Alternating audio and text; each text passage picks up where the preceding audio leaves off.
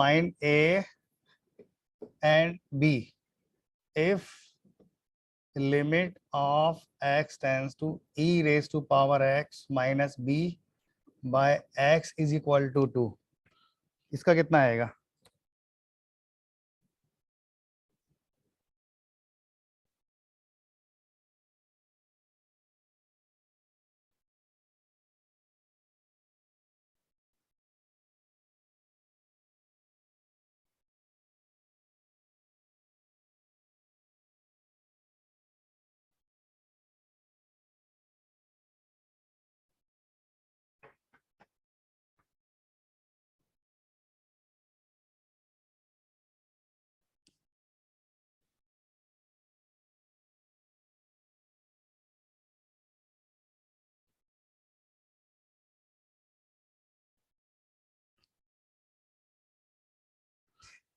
तुम यार टाइम को यूटिलाइज करो यार, तुम रिवीजन नहीं कर रहे। क्लास कब से कब तक होती तुम्हारी इधर? 8-9 से 9 से कब तक? 4-3 तक ना। फिर भी यार क्लास में तो ऐसा तो होता है ना, प्रैक्टिस तो कराते होंगे सर वगैरह, जो भी है प्रैक्टिस सीट जो भी है, आप लोगों को थोड़ी मेहनत करनी चाहिए। कितना आ रहा है भाई ए की वैल्यू? ये e raise to power A X है ना, तो ए कितना आ रहा है? 2। देन बी इक्वल टू, बहुत सिंपल क्वेश्चन दिया है यार ये तो। याद है लास्ट टाइम पे थोड़े लंबे लंबे क्वेश्चन भी किए थे हमने तो। x टेंस टू इंफिनिटी, याद है कुछ? X square plus 1 X plus 1 minus A X minus B. एक 0 किया था, एक 2 किया था, एक इनफाइनाइट किया था हमने। याद है भैया? किए थे ना सभी एक्स के क्वेश्चन किए थे हमने यार। तो ये 3 क्वेश्चन बना लिए थे हमने। ये भी है।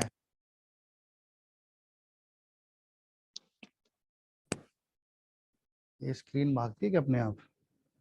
इसके भी कितने 2 तरीके हैं ना, कैसे किया आप कोई बताया, कोई आइडिया आया कैसे करना है?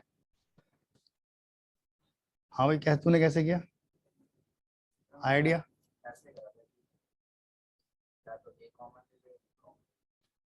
ए कॉमन ले लो या बी कॉमन ले लो। चलो बी कॉमन ले लिया।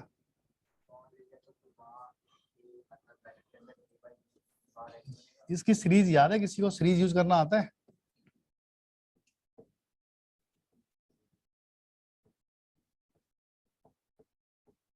यह चलती रहती है ना?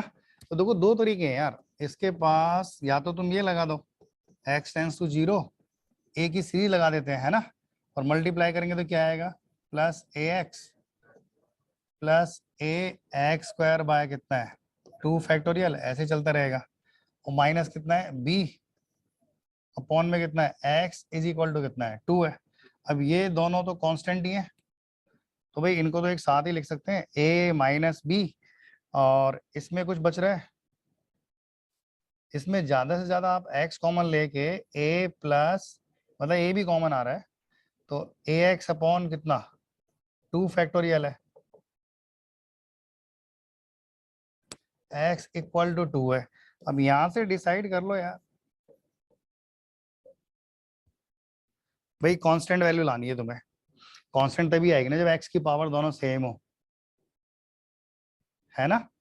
और वो तभी, और इसमें आगे कांस्टेंट है, या तो ये वाले पार्ट यहाँ से अगर, देखो अगर ये पूरे पार्ट अगर तुमने उड़ा दिए तो यहाँ पे a माइनस बी बचेगा, है ना, समथिंग अपॉन x, और x टेंस टू 0 तो नॉट डिफाइन हो जाएगा, है ना। कांस्टेंट अपॉन अगर x है और x को तुम 0 पुट करोगे लास्ट में तो वो नॉट डिफाइन हो जाएगा। तो कहने का मतलब है a माइनस बी को क्या होना पड़ेगा भाई? a माइनस बी को हटा दो ना वहां से। ये टर्म अगर पूरी हट गई यहाँ से तो बचेगा कितना? ये वाला पार्ट बचेगा अब। और यहाँ से x और x काटेंगे तो ये बीच में बच रहा है, ये कितना बच रहा है भाई? और x इक्वल टू कितना है इसमें? 0। x भाई ये तो गायब ही हो रहा है ना x से x, तो अपने पास a की वैल्यू और डायरेक्ट लिमिट कितनी आ रही है? 2। और a minus b equal to 0 है, तो इसने शायद सही बताया था बिल्कुल, a और b भी कितना हो जाएगा? 2 हो जाएगा।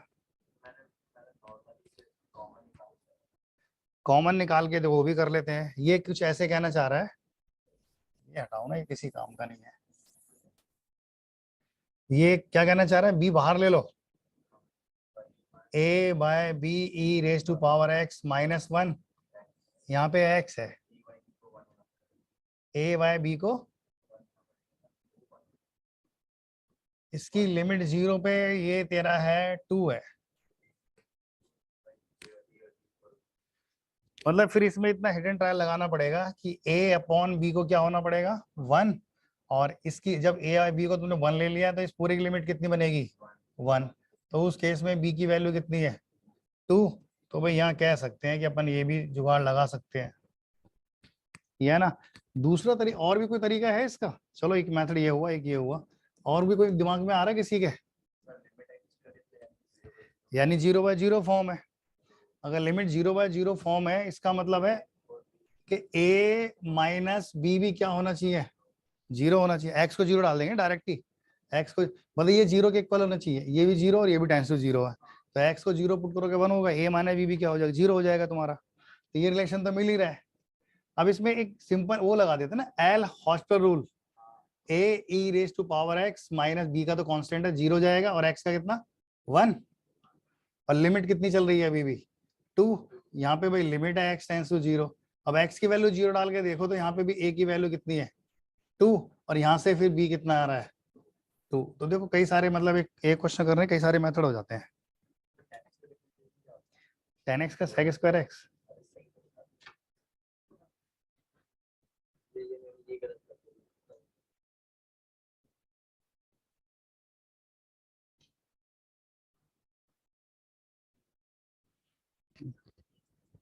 चार पांच ही यार अभी।